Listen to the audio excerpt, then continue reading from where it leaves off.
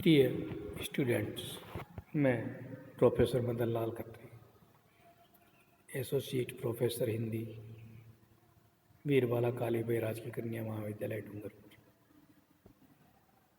तृतीय वर्ष कला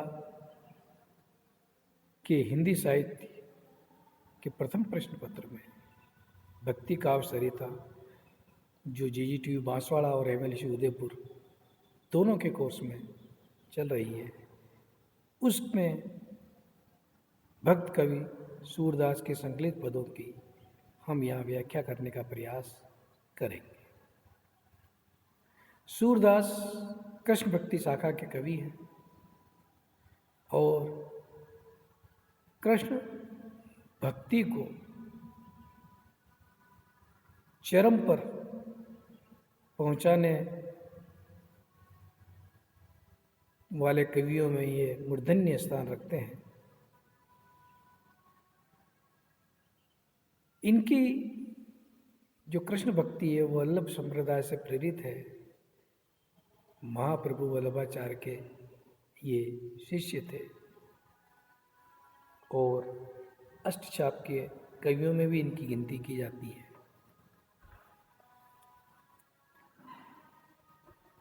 तो सूरदास के पुस्तक में दिए हुए कुछ पदों में से कुछ संकलित पद ही पाठ्यक्रम में समाविष्ट किए गए हैं। हम उन पदों को देखते हैं और उनकी व्याख्या करते हैं। सर्वप्रथम ऐसा कहा जाता है कि सूरदास पहले कृष्ण वल्लभाचार्य से दीक्षित होने से पहले दीनता और दास सेवक के रूप में विनय के पद गाया करते थे। उसके बाद अर्थात वल्लभ संप्रदाय में दीक्षित होने के बाद उन्होंने माधुर्य, सखा भाव के पद गाने शुरू किए। इन्होंने सुरसागर लिखा। सुरसागर में से आचार्य रामचंद्र शुक्ल ने कुछ पद निकालकर भ्रमर गीत के रूप में उन्हें संकलित किया है। अलग से इन्होंने कोई भ्रमर गीत नहीं लिखा था। जो पहला पद है वह भक्त कवि की दीनता को, उनकी विनती को प्रकट कर रहा है। मेरो मन अनंत कहाँ सचु पावे, यहाँ सुख पावे लिखा है, कहीं कहीं सचु पावे भी मिलता है। मेरा मन अन्यत्र कहाँ सुख को प्राप्त करता है। सचु होता तो भी अर्थ हमें सुख ही लेना पड़ता। मेरे मन को अन्यत्र कहाँ आनंद प्राप्त होता है। जैसे उड़ी जहाज को पंछी फिरी जहाज पे आवे। जहाज समुद्र में चलते हैं तो उस जहाज पर कोई पक्षी अगर रह गया हो, बैठा रह गया हो और समुद्र में जहाज बहुत अंदर तक चला गया हो, ऐसे समय में जहाज से पक्षी जब उड़ता है तो चारों तरफ चक्कर काट लेता है, उसे कहीं जमीन नहीं मिलती, इसलिए मजबूरन उसे वापस आकर उस जहाज पर ही बैठना पड़ता है। तो मेरा मन भी अन्यत्र कहीं सुख प्राप्त नहीं करता। ठीक उसी तरह जैसे समुद्र में रहे हुए जहाज का पक्षी उड़ता है और वापस उस जहाज पर लौट आता है और कहीं जा नहीं पाता।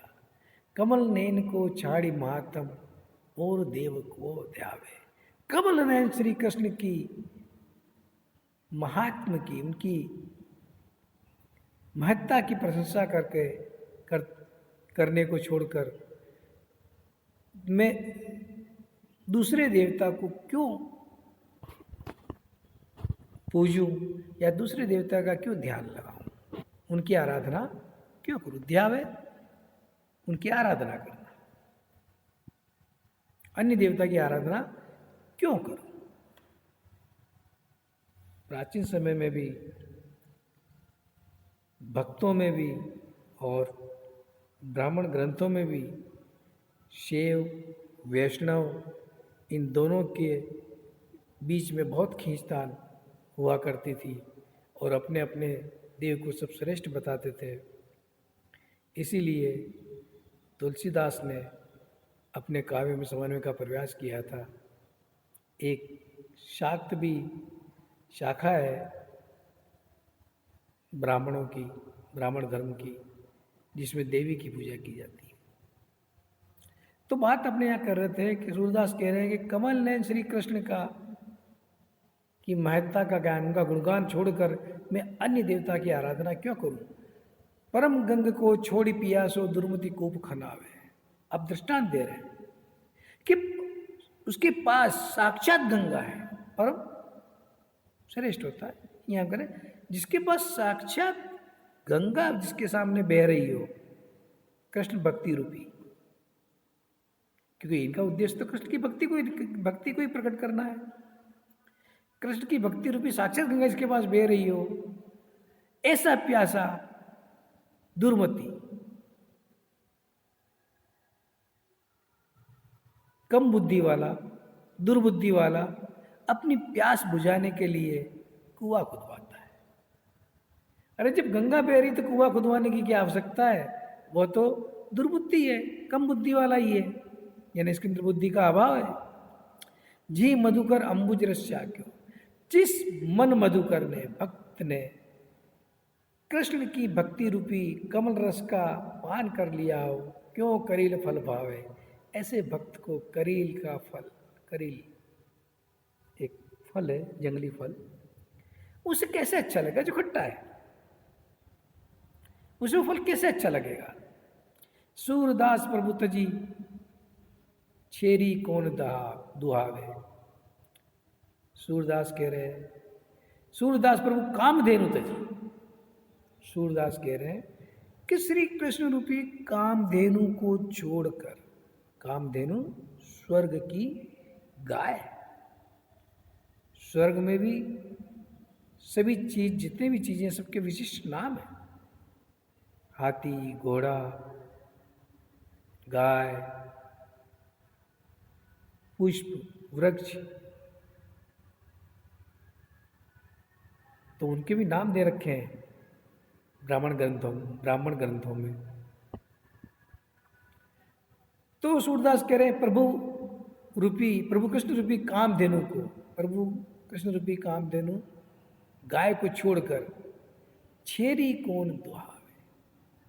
छेरी शब्द हमारे यहाँ कम प्रचलित है, लेकिन जबकि जीजीटीयू और एमएलएसयू के विद्यार्थी हो तो छाड़ी शब्द तो आपने सुना होगा।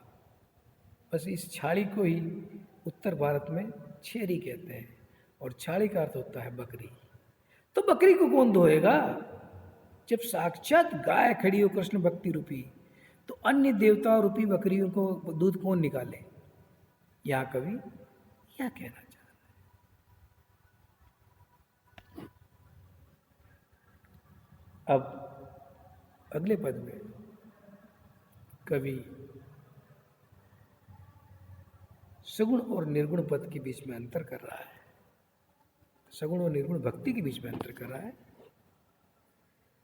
तो यहाँ कह रहा अविगत गति कछु कहती ना आवे, अविगत अविनाशी, ऐसे निराकार ईश्वर के स्वभाव के बारे में कुछ कहा नहीं जा सकता, कुछ कहते नहीं बनता। क्या कहें उसके बारे में जो स्वयं निराकार हो? जो गूंगो मीठे फल की रस, जो गूंगे को मीठे फल का रस अंतर्गत ही भाव है। प्रिंटिंग थोड़ा मिस्टेक है। जो गूंगे मीठे फल को रस अंतर्गत ही भावे। इस प्रकार गूंगा जब मीठे फल को खाता है और उसका जो रस है उसे अंदर ही अंदर अच्छा लगता है, वो किसी के सामने व्यक्त नहीं कर सकता, बस ठीक। निराकार ईश्वर भी ऐसा ही है। जिसे मिलता है वो अंदर ही अंदर व्यक्त कर सकता है, किसी के अंदर ही अंदर महसूस कर सकता है, किसी के सामने शब्दों में प्रकट नहीं कर सकता। परम स्वाद सभी जो निरंतर अमित तो सुख जावे। परम स्वाद सभी जो निरंतर, सबसे श्रेष्ठ स्वाद और जो निरंतर अपार संतुष्टि प्रदान करता है। मन बानी को अगम अगोचर सो जाने जो पावे। वह निराकार ईश्वर मन और वाणी से के द्वारा भी अगम्य है, मतलब उसे पाना दुष्कर है, कठिन है, अगोचर, वह दिखाई नहीं देता है। सो जाने जो पावे, जिसे मिल जाता है वही जान पाता है। ईश्वर की प्राप्ति से हो जाती है, वही उसे जान पाता है। रूप रेख गुण जाति जुक्ति बिनु निरालम मन कत दावे। चक्रत लिखा है, कत दावे होना चाहिए। दावे मतलब ध्यान करना, ध्यावे शब्द था, लिखने में लेखन में थोड़ा दोष है। जिसके कोई ना रूप हो, ना कोई रूपरेखा हो, ना गुण हो, ना जाति हो, ना कुछ, न उसे पाने की कोई युक्ति हो, इसके बिना उस निरालम निराकार ईश्वर को मन कैसे उसका ध्यान धरे, मन कैसे उसका ध्यान धरे। सब विधि अगम विचारी, इसलिए वैसे निराकार ईश्वर के बारे में हर तरह से सोच समझ कर कि निराकार ईश्वर कैसा है, क्या है, कैसे उसे पाया जाता है, कैसे उसे तो सूरदास कह रहे हैं इस तरह से हर तरह से निराकार ईश्वर के बारे में सोच समझकर ताते सूर सगुन लीला पद गावे। इसी कारण सूर, तातो लिखा है, ताते होना चाहिए, सगुण पद गावे, लीला भी नहीं है, सगुण पद गावे। इसीलिए सूरदास सगुण ईश्वर के सगुण स्वरूप का की लीला का गान कर रहा है, उनकी लीला का गान कर रहा